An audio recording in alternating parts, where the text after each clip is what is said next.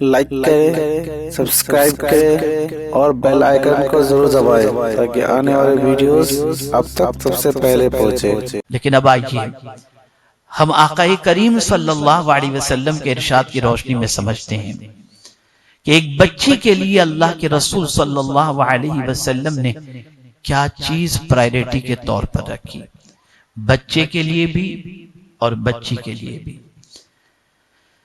آقا کریم رؤوف الرحیم علیہ التحیۃ والتسلیم سے صحابہ کرام علیہم الرضوان نے دریافت کیا، یا رسول اللہ صلی اللہ تعالی علیہ وسلم، پیرنٹس کی طرف سے بچوں کے لیے سب سے بڑا گفٹ کون سا ہے؟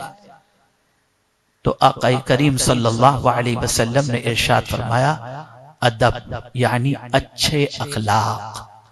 یہ پیرنٹس کی طرف سے بہت بڑا گفٹ ہے، اور یہ بات اچھی طریقے سے یاد رکھیں کہ ایک لڑکی اگر مہذب نہیں، با اخلاق نہیں، با کردار نہیں، تو نسلوں کا سنورنا پاسبل نہیں ہو سکتا۔ اخلاق اتنی طاقتور چیز ہے کہ جس کی بنیاد پر انسان بڑے سے بڑے معرکے کو سر کر سکتا ہے۔ آپ دیکھیں آقا کریم رؤوف الرحیم علیہ التحیۃ والتسلیم اپنی لخت جگر خاتون جنت رضی اللہ تعالیٰ عنہ کو کس چیز سے آراستہ فرمائے تھے؟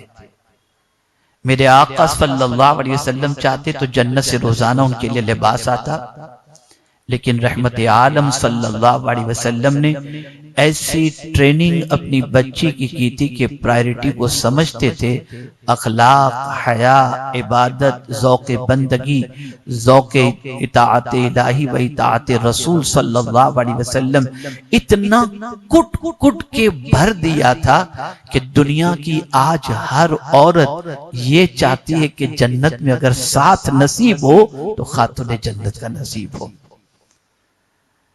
یہاں میں ایک بات آپ کے سامنے عرض کروں گا، خاص طور پر میری بچیوں سے،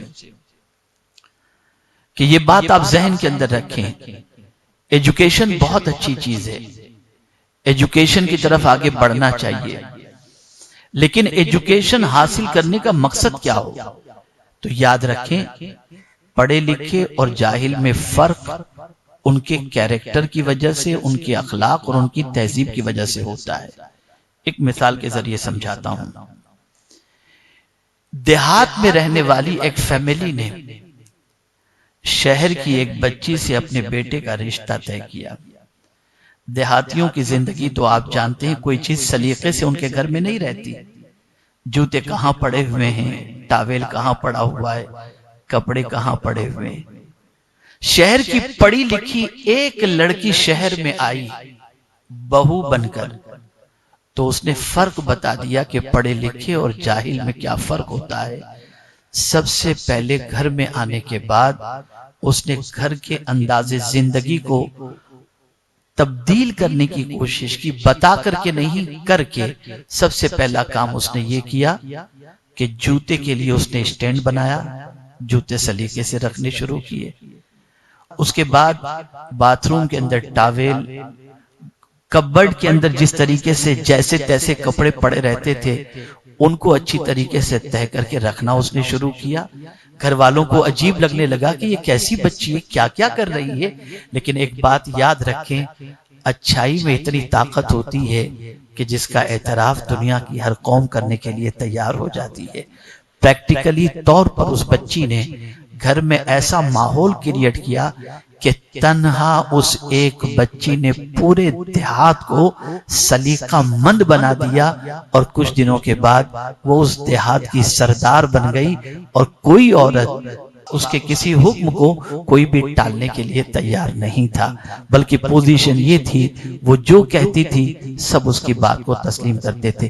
تو فرق یہ ہونا چاہیے کہ پڑھے لکھے اور ان پڑھ کے درمیان زندگی گزارنے کا جو سلیقہ ہے اس سلیقے کو سمجھنا چاہیے اور اس سلیقے کو سامنے رکھتے ہوئے زندگی گزارنی چاہیے۔